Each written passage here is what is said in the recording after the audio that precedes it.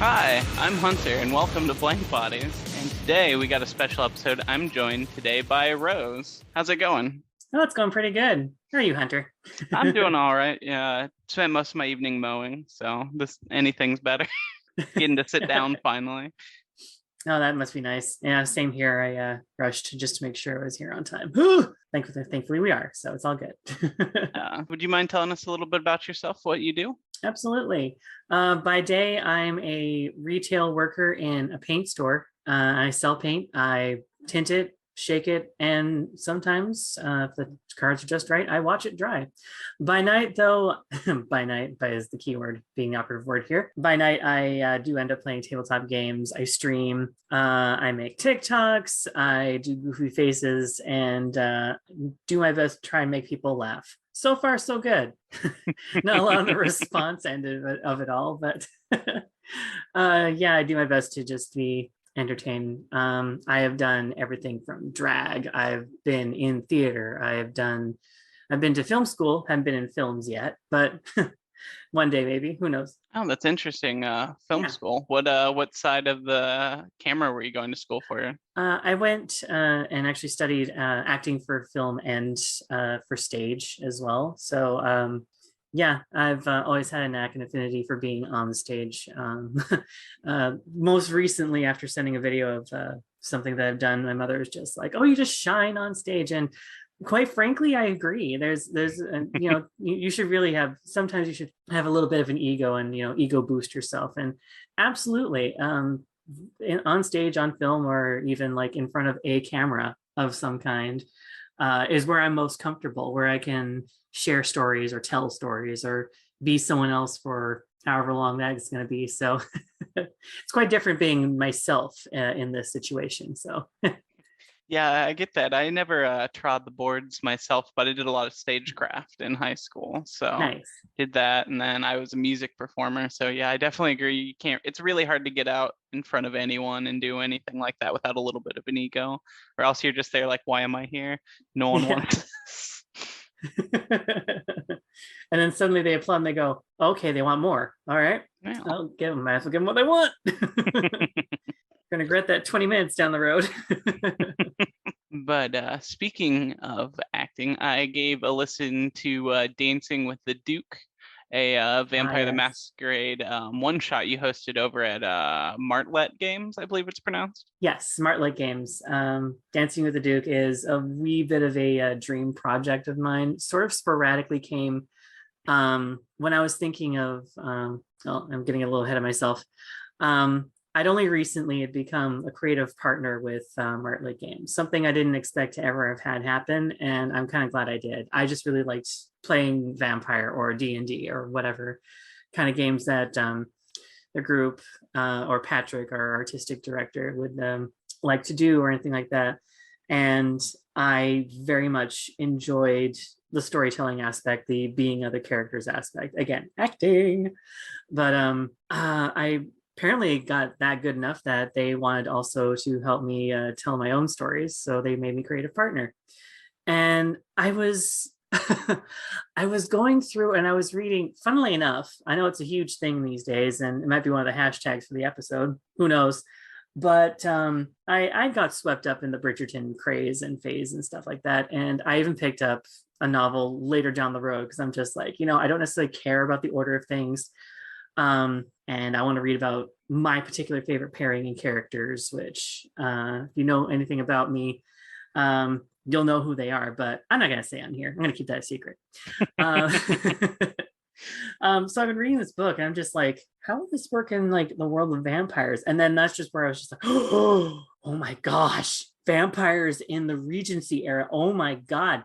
Suddenly the movies like Emma, Pride and Prejudice. I mean, Pride and Prejudice and Zombies was a bit of a hit and is one of my favorite sort of spoof horror comedy, I guess, films that I really enjoy watching. So I'm just like, okay, they've done zombies. I'm going to do vampires. I'm going to do Vampire the Masquerade. And I not necessarily had an idea of who I really wanted. So I kind of just had open castings for it. And a few people I approached to personally, I'm just like, I'm running this game.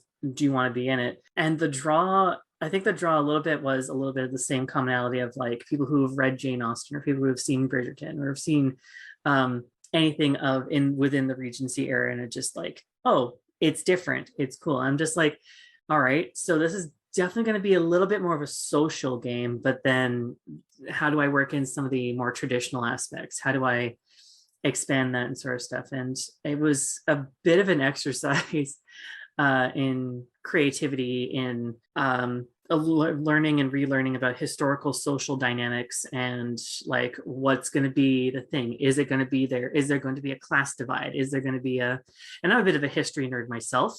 So it's like, where do I go with it as well? A lot of other aspects to it that I actually was really thinking about and keeping in mind, considering how also quite across the board, a lot of my different players were. I mean, there's myself who's Canadian and a friend who's American in there as well. That's Jacqueline. She plays Malkavian in there. Joe, or some of you may know him as DJ Toreador.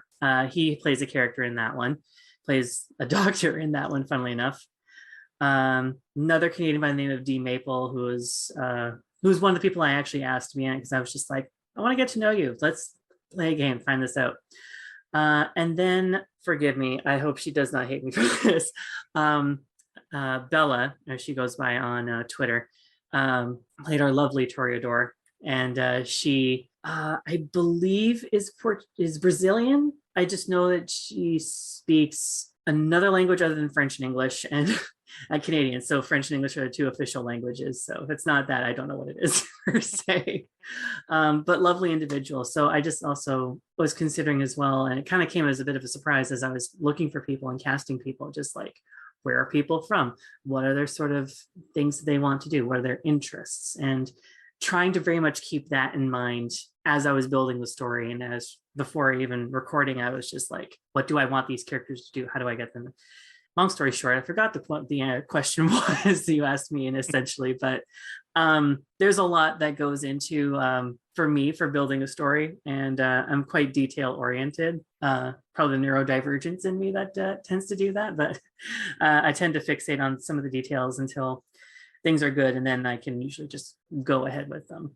Thankfully, everyone was really, really patient and worked really well together, and I felt very lucky and blessed that this was also my first storytelling experience, and doing Vampire 2, which is one of the games I'm not necessarily familiar with all the rules with, but I'm learning now, and I'm continuing to learn and develop them, and I can add that to not only just my stories as a DM, but also as a player as well. So yeah, it was a really fun listen. I really liked how your Malkavian character handled the voice of her beast. I know that's one of the first things that kind of happens.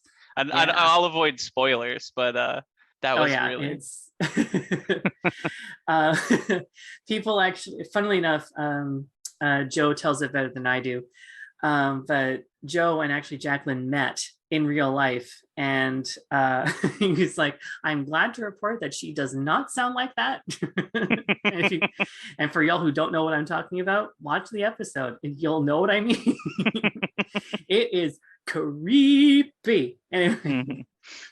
But find that interesting. So when you're writing for something like this one shot, do you tend to prep things differently than if you were to sit down and play something with like friends that wasn't going to be broadcast to the world? I wrote more for this one shot, which I don't think I really should have, because I felt like I was kind of like railroading my players, but they just naturally were, and I just like stopped looking at my notes at one point and just let them be, which every first time DM, ST, or storyteller, dungeon master, whoever, should literally just take a game and let the characters just find their relationships. Like that's literally what happened in like the first hour. And I kept getting little reminders from Pat, who was producing, which is like, okay, what's our time like? We're doing this, and I'm like, oh, shoot, I need to get to this point now. So I wrote more for this mostly because I wanted to make sure that there was something to go to or refer to or head into. If I'm playing with friends, I would write nothing and just go from the seat of my pants. I have a very active imagination, so it's constantly going on and on and on and on, for better or worse. But yeah, for something where I'm broadcasting or anything like that, I would probably write a outline per se. Anytime there's a new bunch of characters together, I literally just give like an hour of like solid interaction before boom plot, then go for it. Okay. Yeah, I tend to think of the stories that I'm writing like movies. So I tend to think of like, this would be a cool location, this would be a cool scene, this would be a cool big event, and then I'll say they'll figure out ways to get to these or not. We'll see. But Yeah, I mean, I kind of did a little bit of that. I'm just like, okay, what are scenes to have happen? What's going to be happen in, say, this location or this location? Is this strictly going to be a mansion exploration game? And it was. Not to the extent of games like, say, Bluebeard's Bride, for instance, where there's going to be horrors and atrocities in every single room. But when you come across something that you're able to find or figure out, or, you know, the NPC dog, the bestest boy, Reggie, is going to find, or at least guide you in the right direction to be like, there's something over here, but I can't get it because I'm a dog and thumbs are a thing. So, yeah, no, definitely having something written down, or at least having an idea of like, or like this major moment happens. In part 2, which we finished recording last night, as I was playing and as the characters were interacting and I was describing out a scene, I watched my Zoom chat as they were playing, and one of the players was just like, "This is not what I expected," and they had like a little excited emoji next to it. I'm just like, "Ooh, it was a twist," and which makes me very happy, especially when they're just like, "I didn't see that coming. I didn't see that coming." So that right there was kind of a proud moment right there. Not gonna lie. Anytime your players are just like, you got me with that one, that's when you know you did something right. Oh yeah. Also, I know it's taken us a little bit to get this interview going. When we first talked, you sent me a Changeling game you were doing. Yes. Yes. So is that still going, or? I have unfortunately left that cast due to time management. My real life started to really conflict with it as well. It is still going, just with actually a sort of a fresh new cast, same storyteller, and I think one other player. This cast is absolutely 100% phenomenal. They deserve all the support. It's on Vancouver by Night, which is actually the first channel that or the first group I played Vampire with. And sort of my claim to fame was Trash Panda, who was a gangrel. And she's my favorite. She is to this day still my favorite character. Did so much like exploration, anger, sort of like management research with her. She really was just my like literally every sort of cuss word you can think of. She said every sort of bit of frustration she didn't handle, and it's sort of like she's the opposite of me for sure. I'm diverting a little bit, I realize, but yeah, no, the Changeling game also itself is, and some people will laugh at this, some people won't, from my knowledge anyways, but Changeling is a very dark game. I highly recommend anyone who hasn't seen Toronto by Day, Tales from the Rookery, to go and check it out. There is an episode in a few of the episodes that I'm in. There is a situation where you're in a sort of liminal exploration of a place called the Back Rooms. And we really had to have, like, the players and the storyteller and like all of us had to have a bit of a cool down, because vibe check, there was literally a moment where even me, as like, I was just like, I'm okay, but I'm not thumbs upping. So I was just like, is everything okay? Are you good? Like the care and aftercare for this game was absolutely important, because yeah, it can get very, very dark. And I won't say too many spoilers from that as well. Highly recommend watching from the very beginning. I also chose to play a character who had amnesia because I wasn't too necessarily familiar with the rules and rule set of Changeling. It is in itself quite different. There's a wee bit of a learning curve, but if you pick up rules and stuff like that pretty quickly, Changeling is absolutely easy for you to pick up. Highly recommend.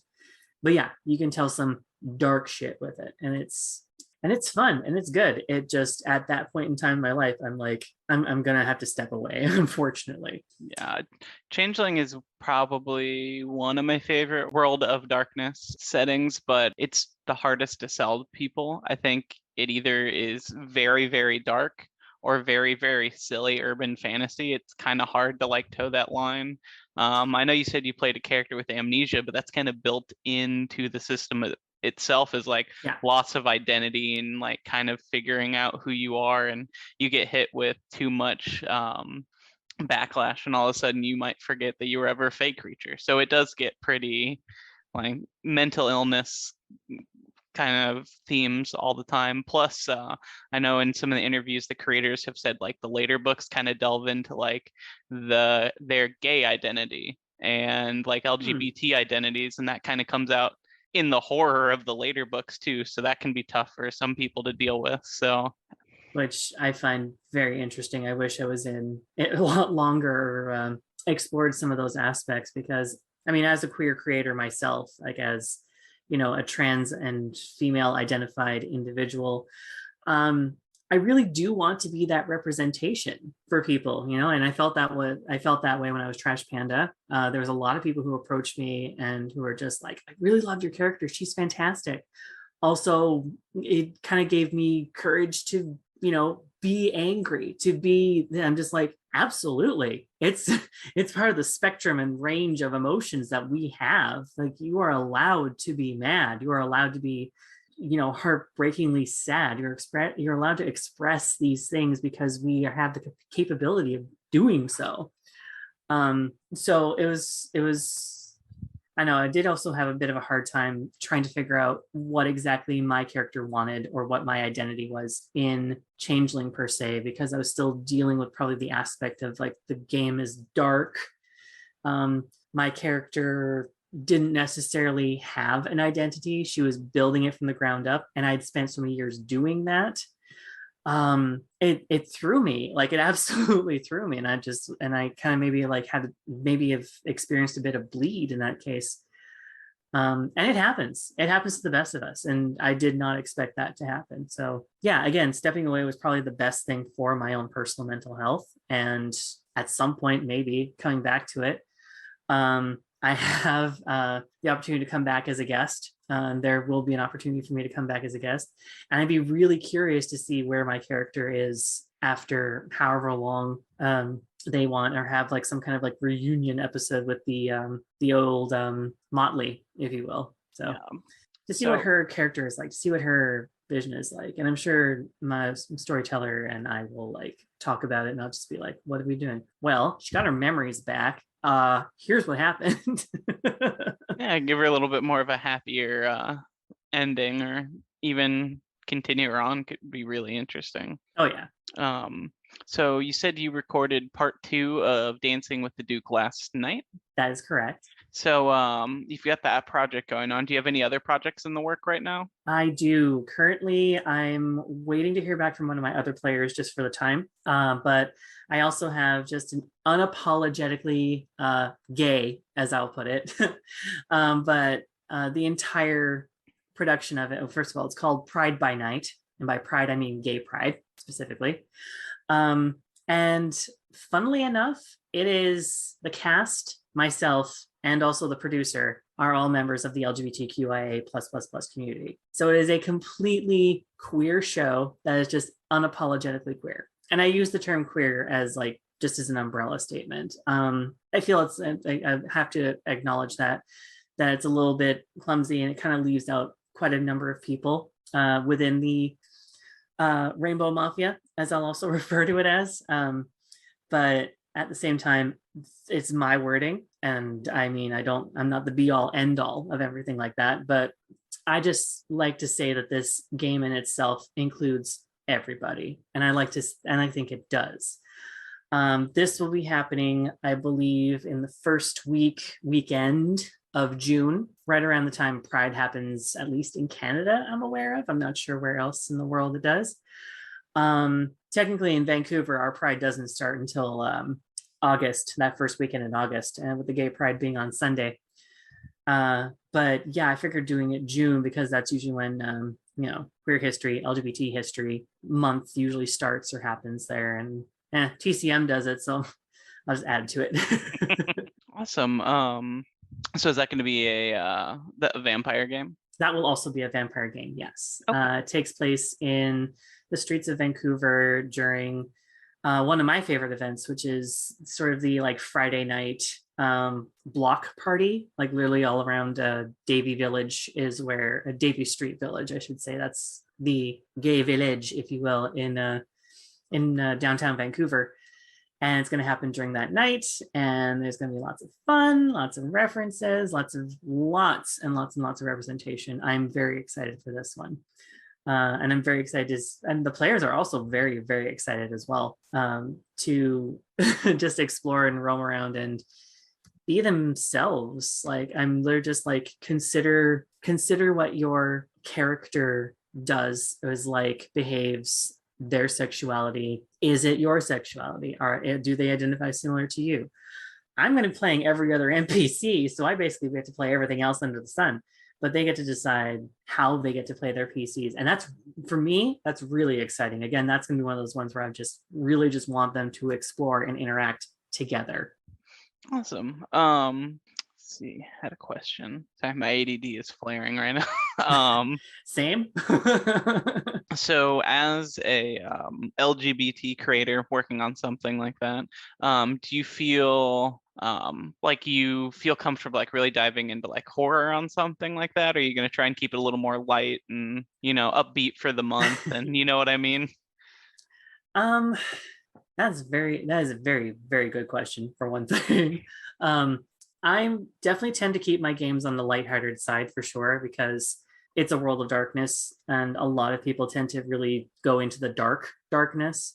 And I very much like to sort of keep it light, but then surprise you with how dark it can be. So for the most part, it will be lighthearted, and there will be potentially some horror aspects to it.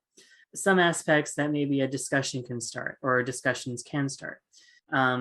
I feel as a queer creator and as part of the community that I'm part of, I feel that I'm also responsible for starting some conversations and starting these things that, make us all human. At the end of the day, it doesn't matter who you love. At the end of the day, we all have skin, we all have flesh, we all have organs, we all have these things, and we are all human.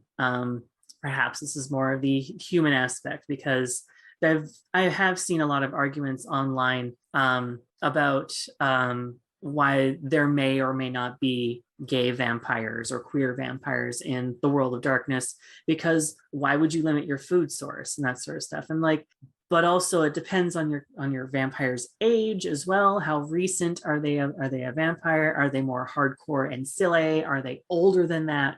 Are they from a different generation? Are they from this generation? Are they the new generation of vampires? And the cool thing is, you can play any character in any range.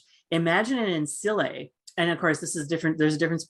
We can also explore the difference between feeding and love, or feeling and being human, or exploring what the nature of the beast is. One of my questions, and one of my things that I'm prompting my gamers and my players to explore is, what is the beast to them? How does it sound? How does it feel? Does it feel like a warm embrace? Is it a mother? Is it a child? Like, for instance, is it a child? One of the, in Dancing with the Duke anyways, one of the characters is her child born miscarried, unfortunately. But that child is still with her, inside of her. It's her beast. It is the hunger. That is the voice that she hears in her head that says, "Mommy, we must eat. We are hungry." That's the beast, not necessarily her actual child. That is the beast. For my character, Trash Panda, also another example, as it was a lover that she feels guilty that he died. Basically, he was sort of like left out in the sun as a punishment, as an example, and she feels very responsible for that. And she continues to hear his voice in her head, being very sweetly, until she gets really hungry. Then he gets pissed off because the beast. But she'll hear this like sweet tonal voice of just like, "Darling, you gotta eat, you gotta take care of yourself. Who loves you? Who loves you?" It's like, "You do." So I remember playing that and experiencing that, and I'm just like, okay, players, who is your beast? Who is the beast to you? And it's not, and there's because have some people who just roll and just like, okay, you get hungry. It's like, and when you get hungry, just like, no, I rolled a 1, I'm hungry, and then you just hear, I don't know, I in my head, popped in my head, just hear like Jim Carrey, you gotta eat now. Well, my first thought was I've definitely read enough Anne Rice to know that there are definitely queer vampires, but What's that? Oh wait.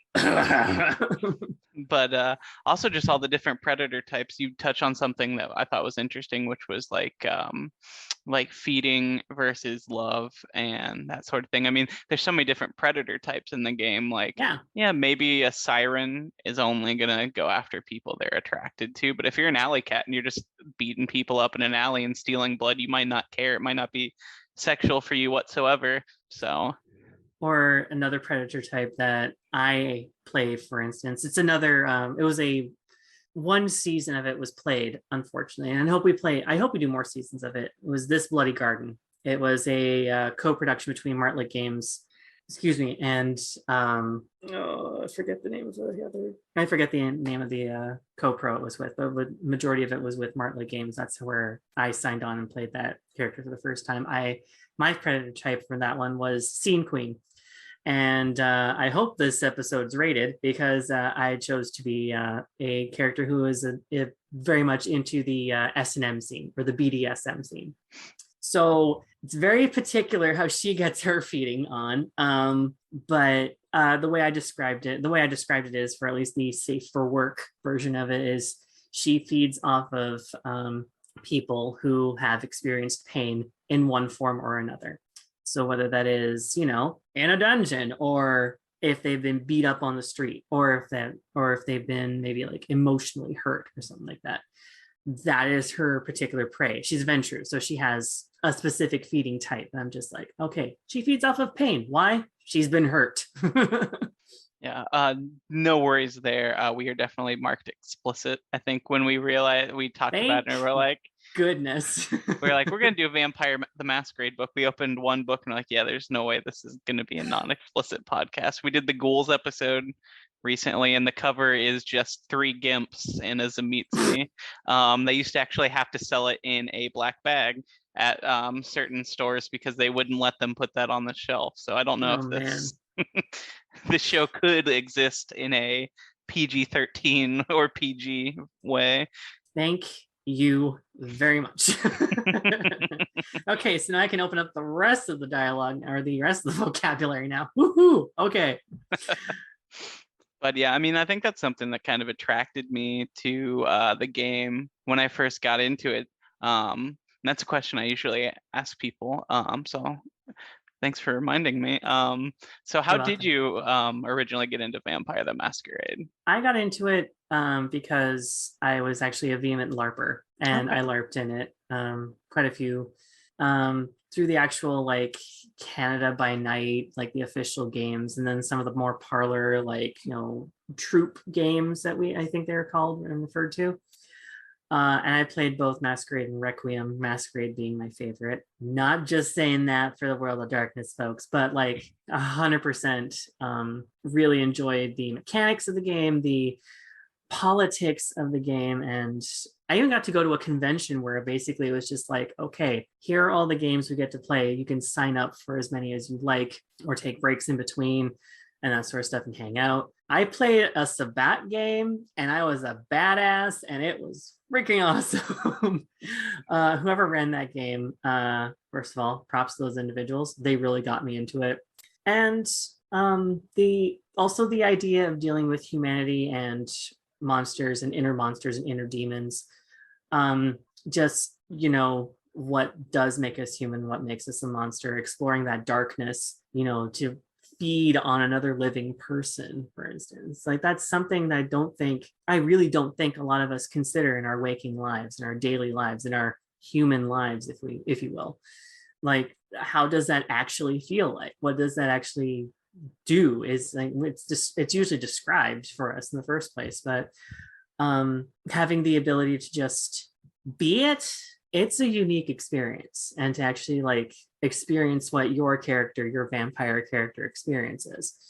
You can play that gentleman vampire, you can play Lestat, you can play Louis, you can play freaking ancient Queen of the Damned for all we know, but at the same time, it's your experience. How you experience that is how it works. And not a lot of people that I know that LARP play vampire, and not a lot of people that I know play vampire either LARP or do any other aspects. They just strictly commit because they're dedicated to the game. And I understand why. So what drew me initially is I actually physically entered and represented a character and got to experience that. And I haven't gone back since. So I've never actually gotten to LARP before. I know some of the others on the show I think have done it before, but I've never done it. Well, it's lots of fun. I mean, just think of it as tabletop, except you have also access to your stats and everything like that. But you get to decide how your character dresses for the night. Do they, and also depending on what the event the storyteller has come up with, whether you're at Elysium or you're at another player's house or like Haven, wherever, you get to decide how they dress, how they look. Do you go goth? Do you just dress every day? Do you blend in? Are you mundane?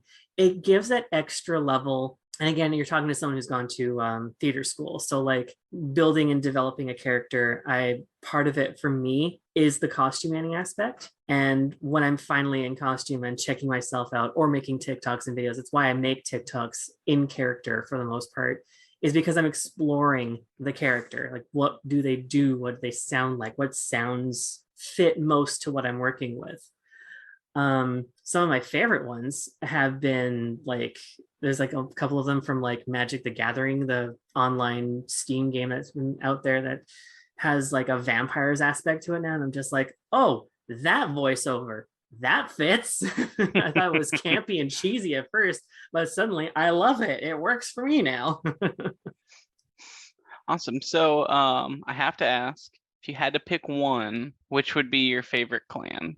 Oh, mostly because I'm an animal lover, I have to say Gangrel. Gangrel is my favorite. Plus the Protean claws, and you don't have to worry about being in a coffin. You can just dig a hole and bury yourself and everything like that. Just like, I'm out in the wilderness and the sun's about to come up. All right, I'm a Gangrel and I'm digging a hole. That's you're in luck then, because our Gangrel episode is coming up. They won the last poll, so yeah, people out there love the Gangrels. You all are awesome. Yeah, I'm rereading through the clan books right now. I'm excited for that one. Oh yeah, I think it'll be a fun one because I feel like they kind of get the short stick sometimes. So, and they deserve the big stick. I mean, come on, guys. This is Gangrel thing. Throw them the stick. Throw them the big stick. Where can people find you in your games? Well, you can find me or any info on my games on my Twitter and Instagram at Rose_Bulbasaur. I have mentioned I was also on TikTok as well. No underscore in that one. It's just Rose Bulbasaur. You can also catch me playing Nerd Asylum every other Tuesdays, doing a charity D&D game where you just play as the same characters doing odd jobs here and there. It's called Cornerstone. Again, that's on Nerd Asylum. And if you're in the Pacific region like I am, that's on at about 5:30 p.m. Also on Saturdays, it's a lot of D&D at this point in time. I play essentially this character that I described, or that a friend of mine described, and I kept the descriptions to this day. She's Elsa, but mommier. She's Elena Caldwell in a Icewind Dale homebrew campaign called Agents of Shield. And it's absolutely lots of fun. That's the one where it skirts along the lines of like dark and light, and I love that. It's really, really lots of fun. That one is also at 5:30 p.m. but on Friday nights every week. Any backup, and that's on Vancouver by Night's page. Yeah, I think that's it. Pride game June the 5th, but keep an eye on all of my socials for that. Part 2 of Dancing with the Duke, if you've seen part 1, again, look at my socials. If you haven't seen part 1, what are you doing here? Finish this episode and then go and watch that episode on the Martlet Games YouTube.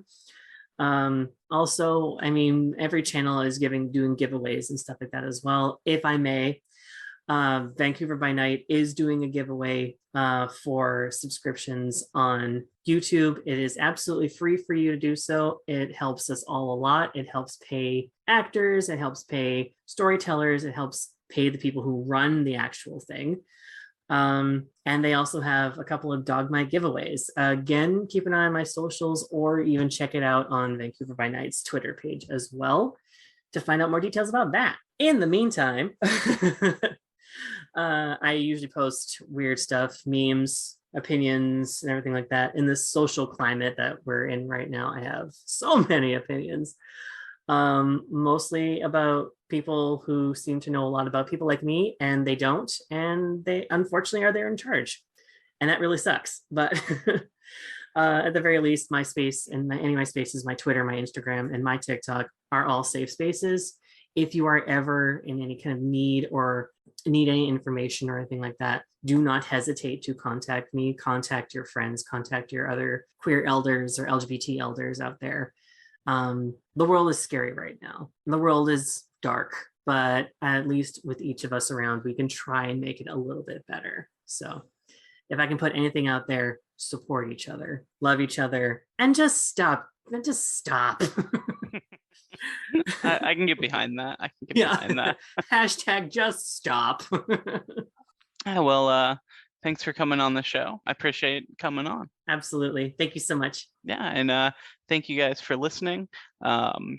We have a Patreon, and I know you mentioned the dark times.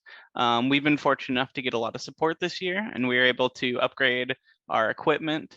And also people helped pay for one of our host dog surgery.